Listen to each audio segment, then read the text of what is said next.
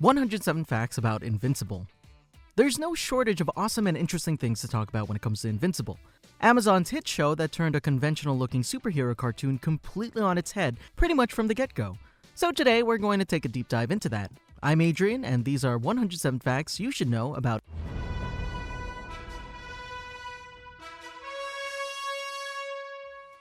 Number 1. Let's start at the beginning. The original comic was created by Robert Kirkman and would actually see the light of day 6 months before his other hit project, The Walking Dead. Number 2. This is strictly speaking not about the show, but it's really important to understand going forward. Image Comics was founded by a number of high-profile illustrators who were unhappy with the rights they would have to own their work if they worked for Marvel and DC, and so Image Comics was founded with more favorable terms for the creatives in charge of comics, and one of them was Robert Kirkman, still COO of the company. Number 3. This also led to the creation of Invincible, a form of satire of many traditional superhero tropes, which would carry over into the show, hence the thinly veiled references to characters like Batman, Wonder Woman, and The Flash all getting killed off in the first episode. Number 4. And to keep control of any cinematic productions, Image also cut out the middleman and started Skybound Entertainment, which is indirectly responsible for this show. Number 5. This show was actually not the first attempt at adapting the Invincible comics. In 2017, Universal Pictures started work on a feature film with the Seth Rogen-Evan Goldberg creative team, but the project fell through for numerous reasons. Number 6. This of course paved the way for the show we ended up getting, where Seth Rogen still guest starred as Alan the Alien, a nod to the failed project. Number 7. But with the success of the show, the idea for the movie wasn't dropped completely, and it's still in the works, ? Honestly, I don't really know because 4 years is a long hiatus and they would begin filming either late 2021 or 2022, but very little motion has been seen there. Number 8. It's worth mentioning that showrunner Simon Racciopa did briefly consider making the show live action as well, but they settled on animation very quickly if he wanted to keep not only the aesthetic of the comics, but also the scale of it. Number 9. Part of the reason for this was also a simple money issue. He commented in an interview that he estimated that to generate the required destruction scenes, they would need something like $50 million per episode. For comparison, the final season of Game of Thrones had a budget of $15 million per episode. Number 10. And just to sate your curiosity, this show had a budget of about $10 million per episode, which is still quite a lot for an animated show. Number 11. Of course, a lot of this has to do with the fact that Robert Kirkman himself was a producer of the show. That title is very loose, but he does appear to have been a fairly hands-on producer for the show. Number 12. In fact, Kirkman even has writing credits for the show, most notably for the finale. Number 13. He also wrote the gruesome last scene of episode 1 and was oddly detailed about it. Sometimes writers leave the specifics up to the animators, but here, 90% of the fight was described in the script. Number 14. Racciopa mentioned that he did have another script that he wanted Kirkman as a writer for, an adult sci-fi show set on a nuclear submarine, but that hasn't happened. Yet. Number 15. But of course, the most notable thing about this show's behind-the-scenes fact is the all-star cast. The voice actors of the original Guardians of the Globe plus Invincible himself have all appeared in The Walking Dead, Steven Yeun being obviously the most important one. Number 16. In fact, Yeun and Kirkman became good friends while on the set of The Walking Dead. Number 17. And there are another 9 matching voice actors between this and Avatar: The Last Airbender and its spin-off, The Legend of Korra. Quite the score if you ask me. The 2 most notable ones there are J.K. Simmons and, again, Steven Yeun. Number 18. One more crossover, this one with Generator Rex, featuring 4 of the cast from Invincible. Low enough to be a coincidence, but notable because both were Image Comics properties. Number 19. And the cast being so all-star, it features 2 Oscar winners in J.K. Simmons and Mahershala Ali. And Steven Yeun himself was recently nominated for an Oscar. Number 20. And there are nods inside the show as well. The high school Mark goes to in the show is named Reginald VelJohnson High, named after the actor of course. Rather fittingly, he voices the principal. Number 21. Not only that, but the name of the character is Principal Winslow, and in what is probably VelJohnson's best-known role in Family Matters, he played a character named Carl Winslow. Number 22. He even looks like VelJohnson. So, who knows, maybe it's all secretly in the same universe as Family Matters. Most ambitious crossover of all time. I'm gonna get a lot of different comments going, no, this is the most ambitious crossover. Comment down below, what's the most ambitious crossover? Number 23. Rather fittingly, J.K. Simmons voiced General Ailing in the Justice League cartoon, who led Project Cadmus, a secret government organization set up to defend Earth in case the superheroes ever turned against them. Number 24. Of course, it only took the world about 5 seconds to make the connection between the appearance of Omni-Man and what is possibly Simmons' best-known role, that of J. Jonah Jameson in the Spider-Man movies. Number 25. This even extends to the official Twitter, where they acknowledge this similarity from time to time. Number 26. A rather more unfortunate comparison to be made is one with Adolf Hitler, with Omni-Man sometimes being referred to as Space Hitler or Super Hitler, in no small part because of the mustache. Number 27. That and the belief in racial superiority and imperialist politics of the Viltrumites don't really help the comparison either. Number 28. This is even worse in the German dub of the show, where the performance of Thomas Nero Wolf sounds very similar to Bruno Ganz's famous portrayal of the Nazi dictator in the movie Downfall. Number 29, and perhaps the worst part in-universe about that, is Omni-Man isn't even the worst Viltrumite. His love for his son caused him to doubt himself enough that he left, which would be bad news if he returns with backup. Number 30. Moving on to the animation, it was done by Wind Sun Sky Animation, and even though it's a subsidiary of Skybound Entertainment, it's not actually located in the US. Wind Sun Sky is based in Vancouver. Number 31. With the greenlighting of seasons 2 and 3 at the same time, Rachiopa commented that this wouldn't really influence production much than if they had been greenlit separately. He said the only thing it really changes is pretty boring. It lets them work a bit more efficiently while planning out when they can reuse certain elements like backgrounds. Number 32. That said, at the time of writing, we still don't have the release date of the second season, even though it's been over 6 months since the announcement. Number 33. The aesthetic of the show was very much drawn from the very bright and colorful look that is typical of many comics, and rather jarring, the extremely saturated colors of many Saturday morning cartoons. Number 34. On the design of Invincible himself, well, you don't have to look very hard to see the inspiration from the Image Comics logo, which is, of course, not a coincidence. Number 35. There are theories floating around that Invincible's costume not having a cape is yet another jab at Marvel and DC, another statement of differentiation and subversion of those classic comic book hero tropes. Number 36. The designer of the costume is Art Rosenbaum, which is a fairly common Jewish name, possibly a nod to the fact that in the past, tailor was a very common profession among Jewish Americans. Number 37. This is actually one of the few voice roles Mark Hamill took on that isn't a villain, since he is generally typecast as one ever since he took on the role of the Joker. Number 38. The first costume Invincible tries on from him is actually the costume of the hero who would later become Bulletproof. Number 39. And bringing this back full circle, Bulletproof's real name is Zandale Randolph, who would occasionally fill in for Mark Grayson as Invincible in the comics, but now we're getting ahead of ourselves. Number 40. In the scene where Mark first gets his proper costume and stops a crime for the first time, that scene was originally only intended to pitch the series, but the crew decided it worked so well that they worked it into the show. Number 41. Back to the jabs at superhero tropes, one that they definitely did follow was one of alliterative names for superheroes. So names like War Woman, Red Rush, Battle Beast, etc. hail from this trope. Number 42. Fun fact about this trope, much of that came from Stan Lee, who admitted to being terrible at remembering names, so he gave his characters alliterating names to marginally improve his chances of keeping things clear for himself. Number 43. Rachiopa commented that in spite of the show's brutal levels of violence, not once were they told to tone it down somehow. Number 44.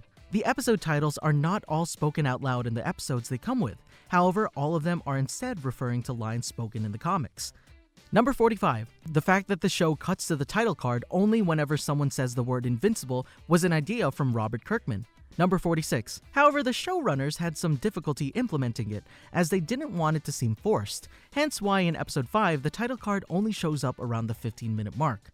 Number 47. There was actually some debate about said title card between Rachiopa and Kirkman.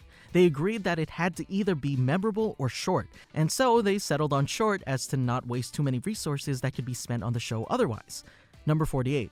The blood splatter was meant to suggest the sad irony of his name, and the fact that it gets more and more bloody as the show goes on references this, and the fact that Mark is not the master of his own fate. Number 49. Rachiopa also stated that he wanted a title card that changed a little bit every episode, giving you a reason to always watch it. Number 50. But that simplicity is pretty deceptive, as it took around 20 or 30 people to make it, hammering home the point of having to use the resources wisely.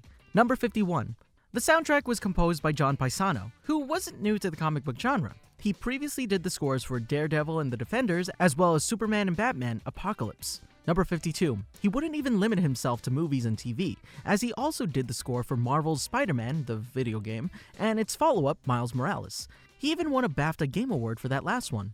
Number 53. The songs that play throughout the show were of course carefully selected, but the one I want to highlight is the one that plays over the ending montage, as it's titled Hate to Say I Told You So. Number 54. In spite of the show's relatively brief run so far, it turned out to have quite a lot of meme potential, spawning both the "that's the neat thing, you don't" meme from the second episode and "think Mark, think" from the finale. Number 55. Although rather ironically, that isn't what Omni-Man says here. Another example of the Mandela effect. He just says, "think Mark," but he does add the second "think" in the comics. Number 56. The show afforded the creators the opportunity to expand on certain scenes from the comics. One of these scenes that was expanded on was the scene in which Omni-Man kills the Guardians of the Globe, as in the comic, it only took him a few seconds, but in the show, they actually put up a decent fight back. Number 57. It's also a nice change how they actually make Aquarius a force to be reckoned with, rather than the butt of a joke the way he is in the comics. Very briefly, of course, because he dies at the end of the first episode. Number 58. The Immortal definitely lives up to his name, as it's known that he at least went by as Abraham Lincoln for a while, despite being of Celtic origin. Number 59. One that makes more sense in that regard, but is also a bit more debated, is that he was either King Arthur or at least one of the Knights of the Round Table. Number 60. The one thing we don't know is how the GDA was unable to resurrect him, while the Mauler twins would later do so with relative ease. Number 61. There's also something of a debate going on about who was older, the Immortal or War Woman, since she has basically the same backstory as Wonder Woman in the DC Comics, who is about 5,000 years old. Number 62. Which makes it strangely ironic that she was the last of the Guardians to die, even though the Immortal was later resurrected. Number 63. Red Rush is shown to be able to punch someone with superhuman strength, logical considering his speed, but he can punch so hard that he can easily damage himself, as he's seen breaking his hands on Omni-Man's chest. Number 64. Also, since he can't turn off his ability, he perceives time much slower than everyone else, leading to him easily getting bored, or it at least seems that way to everyone else. Number 65. It's also kind of funny that the entire Guardians force is voiced by Walking Dead veterans, and most of them die here by getting their head either crushed or bashed in, except Steven Yeun, who did die by getting his head crushed in The Walking Dead. Number 66. Even though we never get to see it, Olga's comments about how she wasn't allowed to see Red Rush's body suggest that it was a closed casket funeral. You wouldn't even let me see him. Joseph is finally standing still, and I still can't see him! Number 67. One of the most memorable moments from the finale was the scene where Omni-Man holds up Invincible to let a train crash into him, aka the training scene. In the comics, this big scene only really made up about 2 panels. Number 68. The show also wasn't afraid to change things if they didn't fully work in the comic. For instance, Damien Darkblood is changed to be much keener, as he's the first one to figure out that Omni-Man betrayed the Guardians, whereas in the comics, he only figures it out months after everyone else. Number 69. Just like Damien Darkblood, the same goes for Debbie Grayson, who also works it out rather than having to be told. Number 70. One storyline that was kind of dropped was that of David Hiles, one of Mark and Eve's teachers. He had a story in which he turned students, and later on himself, into bombs. Number 71. I said kind of because even though it isn't shown, it can be heard in the background being reported on in the second episode. Discovered Hiles had turned himself into a bomb. Number 72. That said, Amber gets changed as well, and not necessarily for the better.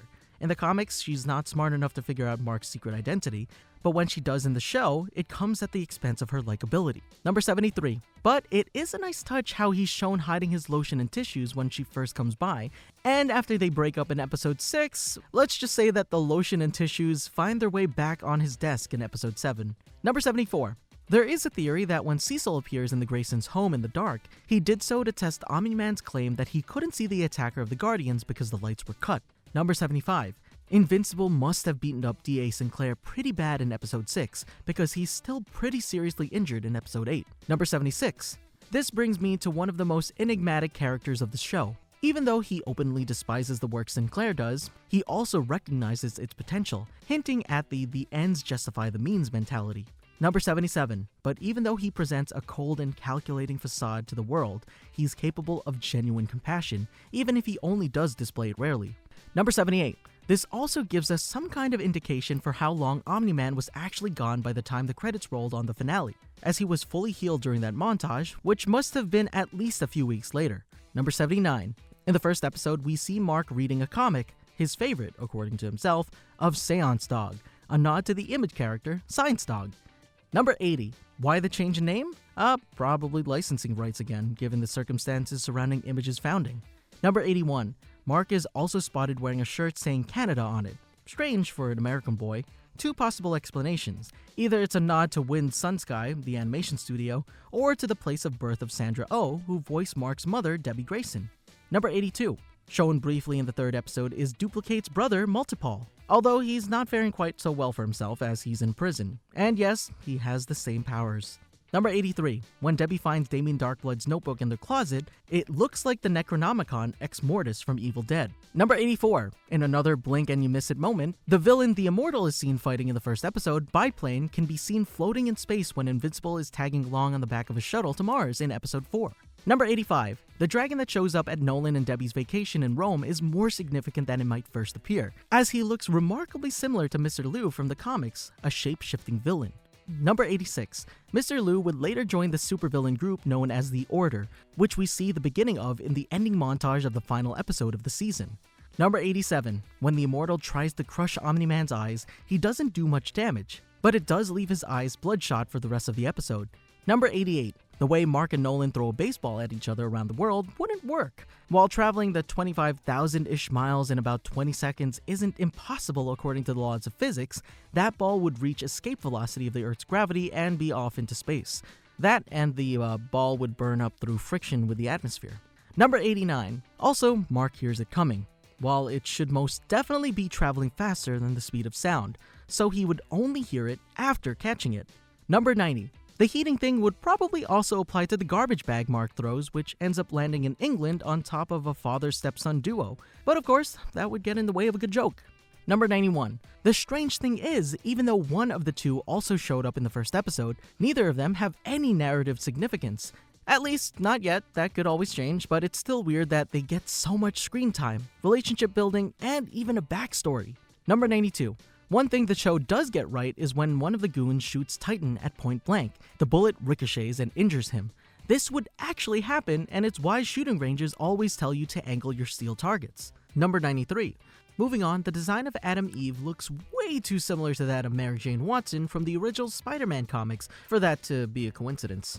Number 94. In the comics, Eve was also considerably more voluptuous, as is frequently the case for women in comics, but thankfully, cooler heads prevailed here. Number 95. That said, her chest symbol is of course the most blatant rejection of letting her being a woman define her, even though she does still dress herself in pink. Number 96. There are theories that Adam Eve is also immortal, similar to many of the other superheroes. Though she can apparently die of old age, she would just resurrect and return to her prime if that ever does happen. Number 97. Of course, she isn't the only one to get a design change in the process of adaptation. Probably the most notable is Amber, as she's white and blonde in the comics. Number 98. Her new design was based on her voice actress Zazie Beetz, hence the change. Number 99. But she isn't alone. Shrinking Ray and Green Ghost both get a gender swap, and Debbie Grayson is changed from full American in the comics to Korean American in the show. Number 100. This also makes Mark biracial, though how much this applies to him being a species hybrid as well is up for debate. Number 101. In fact, Omni-Man comments on this, saying that Viltrumite DNA is so pure that Mark is basically full Viltrumite himself. Number 102. It's kind of remarkable how little apparent racism there is in this universe, when the character who gets discriminated against the most is a robot. Number 103. Another change that falls more into this category is that of William already being out of the closet as the show opens, rather than it being a thing that happens over the course of the story in the comics. Number 104. It's worth pointing out that people claiming this is somehow a betrayal of the comics are spouting nonsense, as Robert Kirkman himself stated that he's more aware now that representation matters than he was when he created the comic in the early 2000s, and that he thinks that change is important. Number 105. Quite an unexpected character shows up in episode 3 when Robot is inspecting the potential recruits in the form of Saitama from One Punch Man. Number 106. Shocking twist though, it's not him, as Robert Kirkman joked in an AMA that the character's name was Two Punch Man. Number 107. And in the ultimate display of this show having moved with its time, technology has updated so that characters use smartphones and aren't stuck with tech from the early 2000s. And perhaps most noticeably, Nolan now writes his novels on a laptop, not a typewriter. And there you go, 107 facts about Invincible, its creation, and the people behind it. Did you enjoy our list? What facts do you think we missed? And are you excited for Season 2? Let us know in the comments below, and while you're there, like and subscribe to see more great videos every week. And remember, Frederator loves you.